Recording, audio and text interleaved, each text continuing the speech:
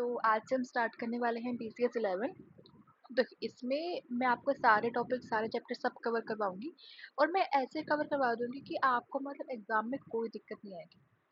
इसमें क्या होता है कि इग्नू की बुक्स में फालतू की चीज़ें बहुत होते हैं, मतलब आपको इतना पढ़ने की ज़रूरत नहीं होती पेपर के लिए। तो क्योंकि मैंने खुद से पेपर दिया हुआ है तो मुझे पता है कि कहाँ से कैसे क्वेश्चंस आते हैं, ठीक है। तो मैं एक एक यूनिट करवाऊंगी, मतलब एक वीडियो में एक या दो यूनिट हो जाएंगी। तो आप वो कवर करिए अच्छे से, आपका पेपर बहुत अच्छा जाएगा। आप बस अच्छे से जो मैं बता रही हूँ उतना कर लीजिए। बेफालतू की चीज़ मैं बता दूँगी कि ये करने की ज़रूरत नहीं है, वो मत करना। बाकी जो मैं बताऊँ वो कर लेना और स्किप मत करना, आपका पेपर बहुत अच्छा जाएगा, ठीक है। मुझे थोड़ा कोल्ड रखा है तो प्लीज़ थोड़ा सा एडजस्ट कर लेना। तो हम स्टार्ट करते हैं। तो देखो, पहले हम फर्स्ट यूनिट से स्टार्ट करेंगे। मैं ज़ूम कर लेती हूँ। जो जो ज़रूरी होगा मैं वो बताते जाऊँगी ताकि आपको पेपर में टाइम वेस्ट ना हो आपका, क्योंकि ये सब्जेक्ट बहुत ईज़ी टाइप का है तो आराम से हो जाएगा। आप इससे इसके अलावा आप टाइम दे सकते हो BCS 12 को, जो मैथमेटिक्स है उसको ज़्यादा टाइम दो, वो बहुत ज़रूरी सब्जेक्ट है। तो देखो इसमें स्टार्ट हो जाता है। इंट्रोडक्शन में कुछ नहीं है, ऑब्जेक्टिव वगैरह तो क्या ही पढ़ोगे। ओरिजिन ऑफ कंप्यूटर्स, इस पे इतना कुछ कभी पूछते नहीं है क्वेश्चन, मतलब आज तक तो मतलब कुछ ज़रूरी नहीं है, तो आप पे छोड़ सकते हो, ठीक है। ये सब कुछ ज़रूरी नहीं है, कुछ नहीं है। तो हाँ, ये कंप्यूटर जनरेशन जो है इसमें भी आपको क्या पढ़ना मैं बता देती हूँ। इसमें यहाँ पे आप जाओगे तो ये जो टेबल है, ये जो टेबल है आप वो करके चले जाओ। इस टेबल में क्या है देखो, first generation, second generation, third generation. मैं बताती हूँ जनरेशन क्या होती है। देखो जैसे जैसे कंप्यूटर आया, computer time to time evolve हुआ, ठीक है। पहले ज़्यादा अच्छा नहीं आता था, अब बहुत हाईटेक कंप्यूटर्स आने लग गए हैं। तो उसको कैसे इवॉल्व हुआ, कैसे कैसे जनरेशन आई कंप्यूटर्स की, उसको फर्स्ट जनरेशन सेकंड जनरेशन ऐसे बोलते हैं। तो ये टेबुलर फॉर्म में कंपैरिजन गिवन है कि टेक्नोलॉजी कौन सी यूज हुई। पहले वैक्यूम ट्यूब यूज होती थी, ट्रांजिस्टर यूज होने लगे, इंटीग्रेटेड सर्किट, माइक्रोप्रोसेसर, और अब AI यूज होता है सब, मतलब फिफ्थ जनरेशन में AI का यूज होगा। तो इसमें आपको करना कैसे मैं बता देती हूँ। आप ये पीरियड याद कर लीजिए, ठीक है। ये सब जो भी पीरियड है, कौन से पीरियड में कौन सी जनरेशन आ गई उसको याद करना आपको जरूरी है, ठीक है। तो देखो, स्पीड हमें पता है कि जैसे जैसे कंप्यूटर इवॉल्व हो, हमारा मेन मोटिव क्या था कि स्पीड इंक्रीज हो, ठीक है। तो पहले स्लोवेस्ट आई, फिर स्लो, फिर मीडियम, फिर फास्टर, फिर फास्टेस्ट, ठीक है। स्पीड बढ़ती जा रही है तो ये आसानी से याद हो जाएगा। साइज क्या होगा, डिक्रीज होता गया, क्योंकि प्रैक्टिकलिटी के लिए और ज़्यादा एफिशिएंट यूज़ कर पाए, हम एक जगह से दूसरी जगह पे उसको लेके जा सके, उसके लिए कंप्यूटर्स का साइज जितना छोटा होगा उतना ज़्यादा वो ट्रैवल फ्रेंडली होगा, ठीक है। तो largest, large, medium, smallest, smallest, ठीक है। ऐसे ऐसे साइज डिक्रीज होता गया। रिलायबिलिटी, रिलायबिलिटी को कैसे समझ सकते हैं कि उसके जो आउटपुट्स है वो कितने रिलायबल है, कितने एफिशिएंट है। तो वो अनरिलायबल, लेस रिलायबल, ये सब हो जाएगा, ठीक है। वो मतलब ज़्यादा से ज़्यादा रिलायबल होते जाने लगे, क्योंकि भाई ऑफ कोर्स मतलब रिलाय हम कंप्यूटर्स को इवॉल्व कर रहे हैं तो हम उसका एफिशिएंसी, उसकी प्रोसेसिंग अच्छी करते जाएंगे तो वो रिलायबल ज़्यादा होता जाएगा, ठीक है। ऑपरेटिंग सिस्टम पहले यूज़ नहीं करते थे, बाद में यूज़ होने लगे। लैंग्वेज क्या होती थी, पहले मशीन लैंग्वेज यूज़ होती थी, फिर असेंबली लैंग्वेज आप आगे सेमेस्टर्स में भी पढ़ोगे, फिर हाई लेवल लैंग्वेजेस यूज़ होने लगी। तो देखिए मैं बताती हूँ आपको, जैसे क्वेश्चन आया how to short note on third generation computers, तो आप कैसे लिखोगे। देखो, आपको क्या लिखना है, आपकी आंसर बिल्डिंग स्किल अच्छी होनी चाहिए। आपको ऐसे स्टार्ट करना है कि थर्ड जनरेशन कंप्यूटर इस टाइम से इस टाइम पीरियड में आने लगे। हमें लाना क्यों पड़ा था थर्ड जनरेशन कंप्यूटर्स, क्योंकि सेकंड जनरेशन कंप्यूटर में साइज बड़ा था, स्पीड स्लो थी, तो उसको बेटर करने के लिए हम थर्ड जनरेशन कंप्यूटर्स लेके आए। उसका साइज सेकंड जनरेशन से कम था और फोर्थ से ज़्यादा था, स्पीड ज़्यादा थी, रिलायबिलिटी ज़्यादा रिलायबल होने लग गए थे। हाई लेवल लैंग्वेजेस का हमने फर्स्ट टाइम अब यूज़ किया था। और इसके बारे में कौन सी टेक्नोलॉजी यूज़ होती थी, इंटीग्रेटेड सर्किट यूज़ होते थे। मतलब पहले ट्रांजिस्टर बल्कि होते थे, तो हमने एक सर्किट इंट्रोड्यूस करा थर्ड जनरेशन कंप्यूटर्स पे। ऐसे आप आंसर को बढ़ाओगे, ठीक है। आगे बढ़ते हैं। Computer system, how computers work. तो देखिए इसमें क्या होता है, इनपुट, स्टोरेज, आउटपुट। हमने जो भी डेटा या इंफॉर्मेशन प्रोवाइड करी है उसको हम इनपुट डेटा कहते हैं, उसको हम इनपुट डेटा कहते हैं, इनपुट यूनिट कहते हैं। एक बार इनपुट का पढ़ते हैं। इनपुट क्या होता है, this is the process of entering data. अरे this is the process of entering data in programs into the computer system. हम किसी कंप्यूटर में कोई प्रोग्राम दे रहे हैं, कोई डेटा दे रहे हैं हम, तो उसको हम इनपुट करेंगे। ठीक है, जैसे हमने कैलकुलेटर में 3+2 लिखा तो हमने उसको इनपुट दिया ना, 3+2। ठीक है, अब क्या होता है उसमें, फिर क्या होती है, प्रोसेसिंग होती है कि हमने क्या इनपुट दिया है, वो क्या इनपुट है, क्या करना है हमें, उसको प्रोसेसिंग कहते हैं। हाँ, फिर वो प्रोसेसिंग के बाद में हमें जो डेटा देता है उसको आउटपुट कहते हैं, यानी कि प्रोसेस डेटा को आउटपुट कहते हैं। ठीक है, स्टोरेज क्या होती है, हमने इनपुट दिया है तो उसकी प्रोसेसिंग से पहले स्टोरेज होती है, परमानेंट स्टोरेज होती है, उसको स्टोरेज कहते हैं। ठीक है, ये देख लेना, ये कुछ भी नहीं है ऐसा, मतलब बहुत इजी है। प्रोवाइड्स, अब स्टोरेज अलग अलग तरह से हो सकती है। स्टोरेज यूनिट परफॉर्म क्या करती है, all data in instruction stored here before and after processing. अब देखो, प्रोसेसिंग से पहले और प्रोसेसिंग के बाद में स्टोरेज होती है। प्रोसेसिंग के पहले इनपुट की स्टोरेज होती है, प्रोसेसिंग के बाद में प्रोसेस डेटा जो हमें आउटपुट प्रोवाइड करना है उसकी स्टोरेज होती है। इंटरमीडिएट रिजल्ट जो होता है, कभी कोई बीच में रिजल्ट कुछ होते हैं उसको भी स्टोरेज, उसको भी स्टोर कर देते हैं। अब जैसे इसमें देखो, इसमें क्या है, ये कंप्यूटर की बेसिक ऑर्गेनाइजेशन है, ऑपरेशन होते कैसे इसमें। एक इनपुट यूनिट है, इसमें हमने प्रोग्राम और डेटा को फीड करा। ठीक है, इनपुट यूनिट में हमने फीड करा। अब इसके बाद स्टोर होगा वो थोड़ी टाइम के लिए। ठीक है, वो स्टोर होगा, उसके बाद हमारे जो आउटपुट यूनिट होगा उसमें जाएगा, जो प्रोसेस डेटा है वो आउटपुट यूनिट में जाएगा, और रिजल्ट्स हमें बाहर मिल जाएंगे, मतलब हमें रिजल्ट्स मिलेंगे ना, सिर्फ हमें आउटपुट मिलेगा। तो स्टोरेज यूनिट में क्या क्या होता है, स्टोरेज यूनिट देखो, स्टोरेज यूनिट में जैसे मैंने बताया था, इन प्रोसेसिंग के बाद में और प्रोसेसिंग के पहले स्टोर होता है। तो सेंट्रल प्रोसेसिंग यूनिट ये है। इसमें क्या होता है, दो सेक्शन होते हैं, एक होता है कंट्रोल यूनिट और एक होता है अरिथमेटिक लॉजिकल यूनिट। इसमें सारी कैलकुलेशंस होती है, मेन प्रोसेसिंग इसी में होती है। तो इससे इसमें जाएगा, यानी हमने, देखो मैं बताती हूँ, हमने डाटा फीड करा, वो इनपुट यूनिट में गया, इनपुट यूनिट में गया, फिर स्टोरेज यूनिट में गया। हमारा मतलब प्रोसेसिंग के पहले वाला डेटा अब यहाँ पे स्टोरेज यूनिट में स्टोर है।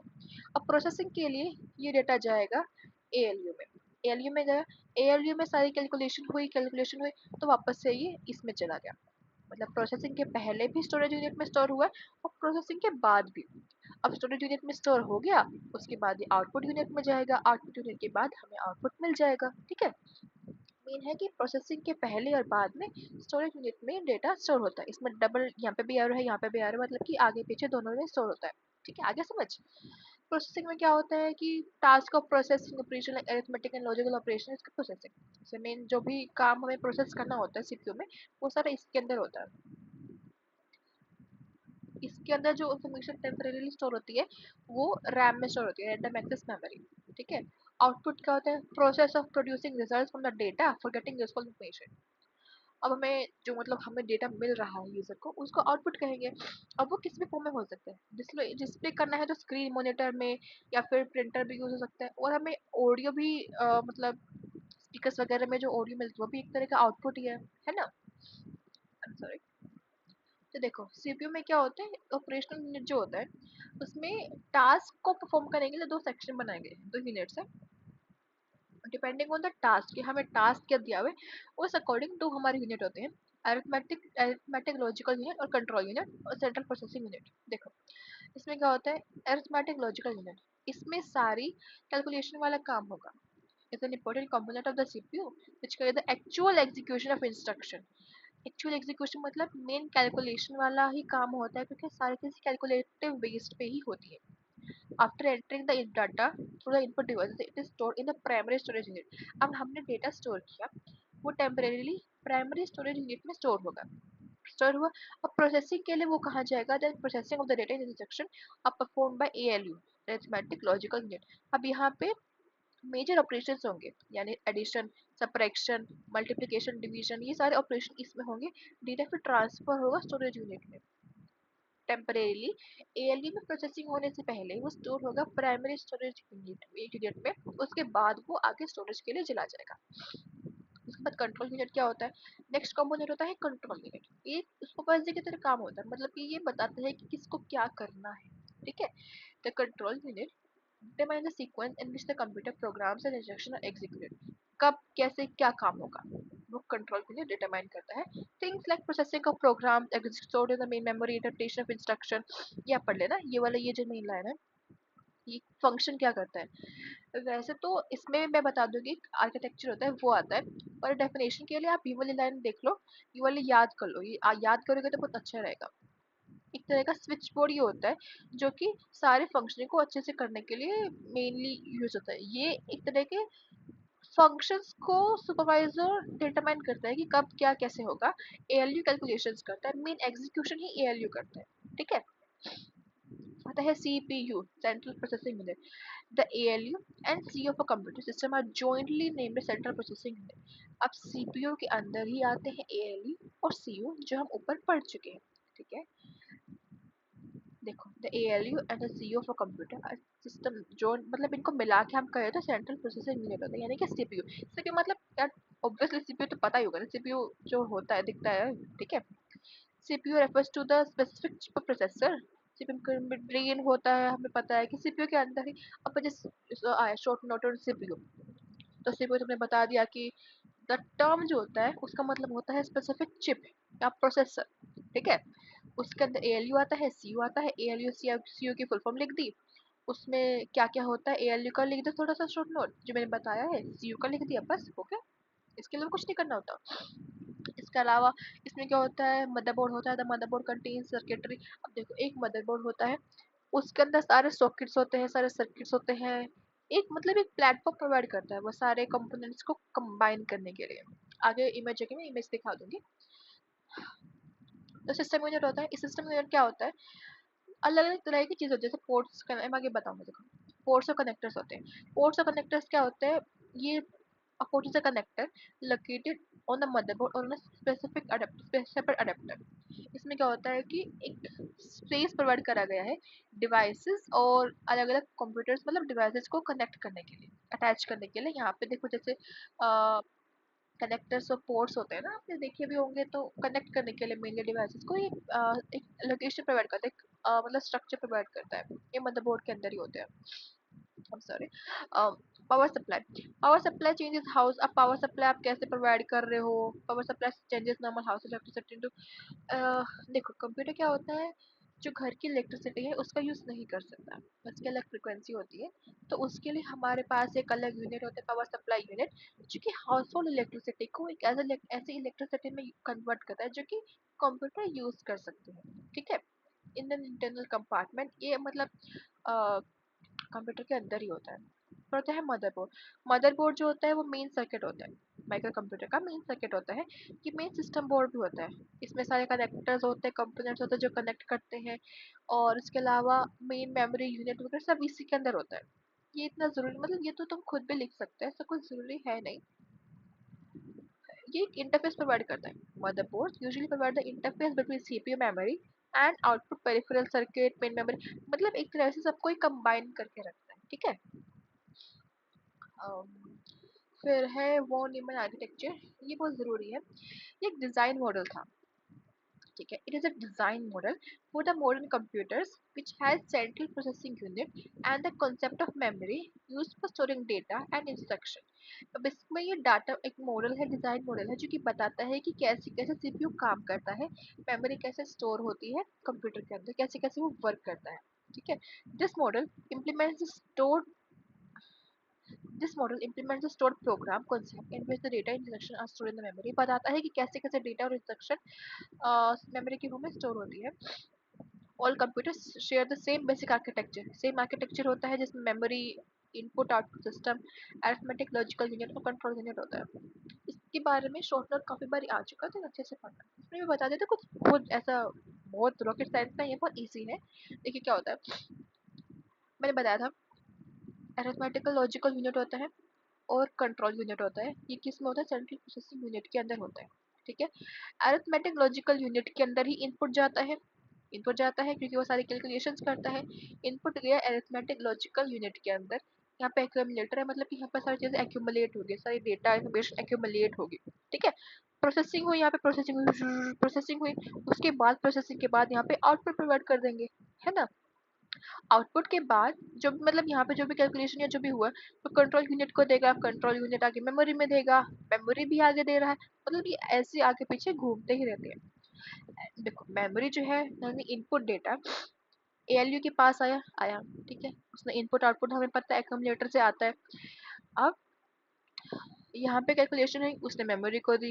अब कंट्रोल यूनिट का तो सुपरवाइजर है तो वो इसको मेंटेन करेगा, इसके वाला इसको इंफॉर्मेशन प्रोवाइड करेगा कि हमने ये काम किया है। अब जो सीयू है वो भी मेमोरी आगे पीछे करेगा, मतलब ऑब्वियसली अब वो सुपरवाइज कर रहा है तो वो सारी इंस्ट्रक्शन मेंटेन करके रखेगा, ठीक है।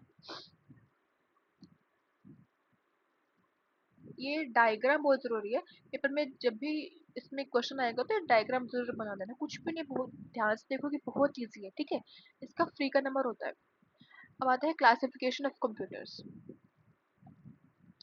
कंप्यूटर आता है अलग अलग साइजेस में, आता है अलग अलग शेप्स में, आता है अलग वेट्स में आते हैं। अब इसमें क्लासिफिकेशन है परफॉर्मेंस जज करने के लिए क्या क्या अमाउंट ऑफ डेटा। अब हाँ देखो, कंप्यूटर का एफिशिएंट कंप्यूटर कितना एफिशिएंट है उसको डिटरमाइन करने के लिए अलग अलग पैरामीटर्स होते हैं, जैसे अमाउंट ऑफ डेटा, कितना मेमोरी में स्टोर हो सकता है, स्पीड कितनी है इंटरनल कंप्यूटर की, कितने डिवाइसेस हम एक बार में कनेक्ट कर सकते हैं, सॉफ्टवेयर अवेलेबल कैसा है, मतलब कैसा सॉफ्टवेयर उसका है जो हम यूज कर रहे हैं, ठीक है। इसमें अलग अलग कंप्यूटर्स है। एक आता है माइक्रो कंप्यूटर्स, ये बहुत पहले यूज होता था। अच्छा, दिखा देती हूँ आपको कैसे। अम, देखिए माइक्रो कंप्यूटर्स में बताती हूँ कहाँ से पढ़ना है, यहाँ से। द माइक्रो प्रोसेसर्स ये माइक्रो प्रोसेसर्स के थ्रू काम करते हैं। The micro processors literally contain a computer on a chip, मतलब बहुत छोटे होते हैं। डिजिटल कंप्यूटर होते हैं under the control of a stored program, it uses a micro processor, a programmable Rome and a RAM, मतलब रैम होती है, रोम होती है, माइक्रो प्रोसेसर होता है। और ये आजकल पीसीज में यूज होते हैं। Today micro computers are called personal computers, more commonly as PC, मतलब जो आप पीसी घर पे यूज कर रहे हो वो एक तरह का माइक्रो कंप्यूटर ही है। ये स्मॉल होता है, रिलेटिवली इनएक्सपेंसिव होता है औरों के मुकाबले, और पर्सनल यूज के लिए होता है। तो क्या होता है, एक चिप होती है मेन, माइक्रो प्रोसेसर होता है जो कि एक छोटी सी चिप होती है, उससे ही सारी इसकी फंक्शनिंग होती है। कहते हैं मिनी कंप्यूटर्स। मिनी कंप्यूटर्स को हमें, मतलब देखो, mini computer system but faster provide faster operating, अरे, many computer system provide faster operating speeds and larger storage capacities than Mac। अभी ये सब थोड़े से एडवांस्ड हो गए, ठीक है। इसमें क्या होता है, ज़्यादा डिवाइसेस कनेक्ट होने लग गए, स्पीड बढ़ गई और कंप्यूटर का साइज कम हो गया, ठीक है। इसमें क्या होता है, ऑपरेटिंग सिस्टम जो डेवलप हुए थे मेरे कंप्यूटर्स के लिए, वो जनरली मल्टी प्रोग्रामिंग, मतलब कि एक साथ बहुत सारे प्रोग्राम को रन करने, और वर्चुअल स्टोरेज के लिए ज़्यादा अच्छे थे, मतलब स्टोरेज बहुत ज़्यादा अच्छी हो गई थी। इसका मतलब दिया हुआ है, this means that many programs can be run concurrently, एक साथ बहुत सारे प्रोग्राम्स रन कर सकते हैं। This type of computer system is very flexible, बहुत फ्लेक्सिबल है क्योंकि हम एक साथ इतना सारा काम कर पा रहे हैं, स्टोरेज बढ़ चुकी है, स्पीड हमें हमारी इंक्रीज हो चुकी है, साइज भी कम हो गया है, और यूजर्स की नीड के लिए बहुत अच्छा है। मतलब इतना अच्छा नहीं है कि is not as powerful as medium और लार्ज साइज कंप्यूटर जो हम आगे पढ़ेंगे, बट ये काफी अच्छा है, मतलब ठीक है। फिर आता है मीडियम साइज कंप्यूटर्स। अब देखो मैं बता देती हूँ, अगर पेपर में आया भी ना तो या तो माइक्रो कंप्यूटर्स पे आता है या फिर सुपर कंप्यूटर्स पे भी बहुत कम मतलब चांस है। मतलब आपको पता होना चाहिए, ऐसे कोई बहुत ऐसा जरूरी नहीं है कि ये आएगा ही तो ये पढ़ना जरूरी है, तो आपको पता होना चाहिए, ठीक है। मैं आपको ना, क्योंकि देखिए मैंने खुद ही पेपर दिया हुआ है तो मुझे आइडिया है कि क्या पेपर में आएगा क्या पेपर में नहीं आएगा, ठीक है। तो आप जैसे मैं बताऊँ वैसे वैसे कवर कर लेना, आपकी बहुत अच्छी तैयारी हो जाएगी, आराम से तैयारी हो जाएगी। मैं आपको वो नहीं बताऊंगी जो मतलब आपका टाइम ही वेस्ट हो कि इतना पढ़ के भी जा रहे हो और वो जो पढ़ना होता है वो आप मिस कर जाओ उस चक्कर में, तो ऐसा नहीं होगा। आप जो मैं बताऊँ वो कर लेना, वो बस वो मोर देन इनफ होगा। मीडियम साइज कंप्यूटर, इसमें क्या होता है, फास्ट ऑपरेटिंग सिस्टम स्पीड होती है, लार्ज स्टोरेज कैपेसिटी होती है, बहुत सारे एक साथ यूज, या आप रीडिंग मार लेना, बहुत जरूरी नहीं है, मैं फिर भी बता देती हूँ। फास्टर कंप्यूटर ऑपरेटिंग स्पीड होती है, लार्जर स्टोरेज यूनिट कैपेसिटी होती है स्मॉल कंप्यूटर सिस्टम से। अब कंपैरिजन इसका कर रहे हैं अगर, तो इसकी स्टोरेज बढ़ जाएगी, स्पीड बढ़ जाएगी, लार्ज नंबर ऑफ डिवाइसेस एक साथ कनेक्ट कर सकते हैं, डेटा कैपेसिटी बढ़ जाएगी। लार्ज कंप्यूटर्स क्या होते हैं, फ्लेक्सिबिलिटी और स्पीड इसकी बहुत होगी, फुल कंट्रोल सिस्टम होता है, ऑपरेशन इंटरवेंशन बहुत कम होता है, मेन फ्रेम कंप्यूटर जरूरी है। मेन फ्रेम आर ह्यूज, बहुत बड़े होते हैं, बहुत बड़े होते थे पहले। Multi user system design to process millions of instruction per second. इसमें क्या होता है कि बहुत सारे कंप्यूटर्स एक साथ काम कर, इतने बड़े ऐसे लगते हैं, ठीक है। मल्टी यूजर सिस्टम में जब एक साथ काम करते हैं उसको मतलब बहुत सारे इंफॉर्मेशन एक साथ प्रोसेस करने के लिए ये बनाए गए हैं। They can handle gigantic processing jobs in large corporation और government agencies.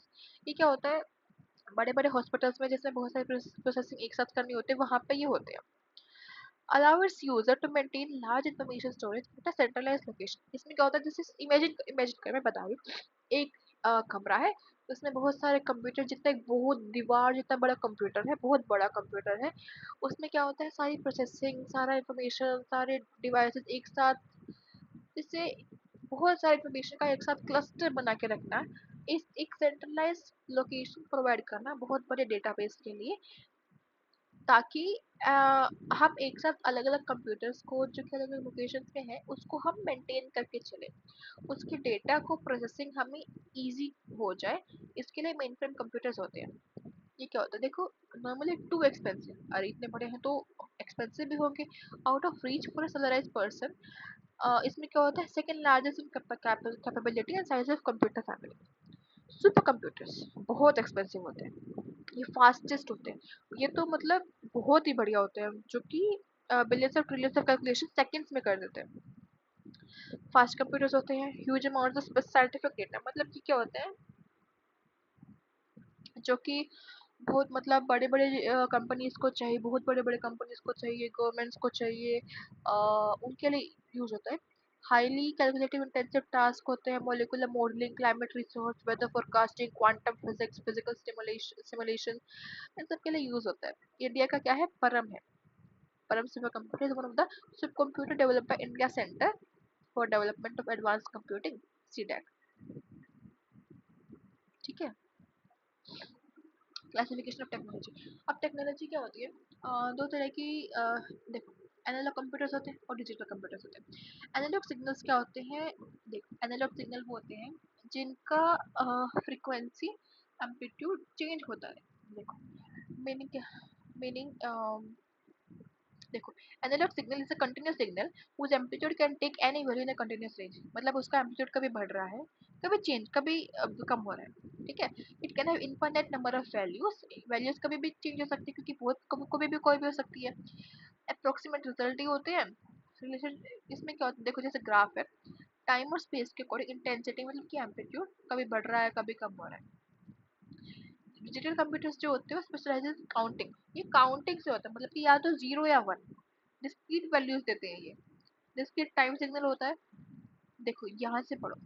while analog technology uses continuous signals, digital technology encodes the information into discrete signal states। अब एनालॉग में क्या था कि कंटिन्यूस सिग्नल, कंटिन्यूस आ रहे हैं, ऊपर नीचे आ रहे हैं। इसमें क्या होता है, इंफॉर्मेशन डिस्क्रीट सिग्नल स्टेट में आ रहा है, या तो हाँ या ना, या तो जीरो या वन, ठीक है। जैसे डिजिटल सिग्नल ये है, या तो सिग्नल नहीं आ रहा है तो जीरो जीरो, ठीक है। यहाँ पे एकदम से आगे इस पॉइंट पे तो यहाँ पे वन हो गया, ठीक है। यहाँ पे नहीं आ रहा है क्योंकि जीरो जीरो जीरो, क्योंकि बढ़ नहीं रहा है ना, तो जीरो जीरो जीरो इस तरह से होगा, ठीक है। आगे बढ़ते हैं। हाइब्रिड कंप्यूटर्स वो होते हैं आजकल इंडस्ट्रीज में जिसमें कि एनालॉग और डिजिटल दोनों को मिला के चलते हैं। इंटीग्रेटेड सर्किट, इलेक्ट्रॉनिक सर्किट, इसका आप कंपैरिजन पढ़ोगे ना तो वो ज़्यादा अच्छा होगा, मैं आगे नोट्स में प्रोवाइड कर दूंगी। फिर भी हम एक बार देख लेते हैं, हमें कुछ छोड़ना नहीं है ना। इंटीग्रेटेड सर्किट क्या होता है, आवर वर्ल्ड फुल ऑफ, इसमें क्या होता है, एक चिप होती है, उसके अंदर ही सब कुछ होता है। माइक्रो प्रोसेसर के बारे में आपने पढ़ा होगा।